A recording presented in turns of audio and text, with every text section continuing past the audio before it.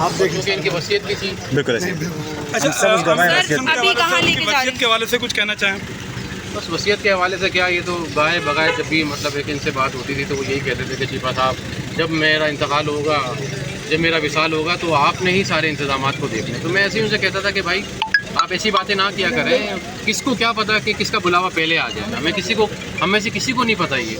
تو بہرحال اللہ تعالیٰ آپ کو نئی لمبی زندگی دے، عمر خضر عطا فرمائے. میں تو یہی دعائیں دیتا تھا، یہی کہتا تھا. لیکن بہرحال تقدیر کا جو لکھا ہوا ہوتا ہے اس کو کون ٹال سکتا ہے. اچھا رمضان صاحب، جسد خاکی یہ بھی کہاں لے کے جا رہے ہیں؟ ابھی ہم لے کے جا رہے ہیں آغا خان ہسپتال سے JPMC پوسٹ مارٹم کے. ٹھیک ہے.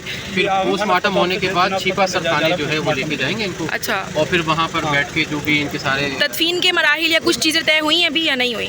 نہیں ابھی تک طے نہیں ہوئی. انشاءاللہ تعالیٰ یہ پوسٹ مارٹم کرنے کے بعد جب چھیپا صاحب تھانے جائیں گے تو وہاں پر پھر ہم انشاءاللہ تعالیٰ اس کو تدفین کے جتنے بھی معاملات ہیں تو وہ طے کر لیں گے کہ کہاں. اچھا ایک لاسٹ کوسچن، آغا خان کے اسپتال سے کوئی کاز آف ڈیتھ بتائی گئی ہے؟ نہیں ابھی انہوں نے کوئی کاز آف ڈیتھ نہیں بتایا. انہوں نے صرف اتنا بتایا کہ جب یہاں لے کر آئے تھے تو 1:20 کے اوپر آغا خان اسپتال چھیپا ایمبولینس ان کو لے کے پہنچی تھی.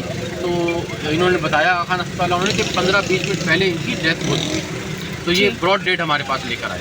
فیملی سے آپ کا کوئی رابطہ ہوا، کوئی بات چیت؟ جی یہ محسن دورانی صاحب ہیں، یہ عامر لیاقت صاحب کے بچپن کے دوست ہیں. تو انہوں نے ابھی ان کی فیملی سے جو ہے وہ رابطہ کیا ہے. تو کامران بھائی ہیں، انہوں نے بھی رابطہ کیا ہے. تو بیٹا تو ان کا UK میں ہے اس وقت، اور بیٹی جو ہے وہ ان کو اطلاع کر دی راستے میں تو وہ پہنچ گئی. سبسکرائب کریں اور بیل دبائیں تاکہ کوئی خبر رہ نہ جائے.